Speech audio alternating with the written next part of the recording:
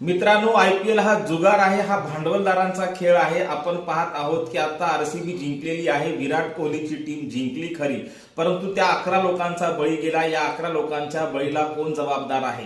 आपण पाहतो याच्यामध्ये भांडवलदार लोकांचा हा खेळ आहे। एक काळ असा होता की लोक इथे घोड्यांवरती पैसे लावायचे आणि लोक जिंकायचे, जुगार खेळायचे।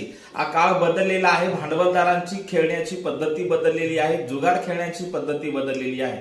आपण पाहतोय स्टेडियमचा मालक भांडवलदार असतो, त्या टीमचा मालक भांडवलदार असतो आणि लाखो रुपये ज्यांच्यावर सट्टा नावाने लोक लावतात। सट्टा बाजार देखील भांडवलदारांच्या ताब्यात आहे आणि खेळाडूंना लाखो करोड रुपये मिळतात। अशा वेळी शेतकऱ्यांच्या, कष्टकऱ्यांच्या, लेकरांच्या पदरात काय पडतंय? या 11 लोकांचा बळी गेला। या 11 लोकांचा बळी जाण्याला कोण जबाबदार आहे?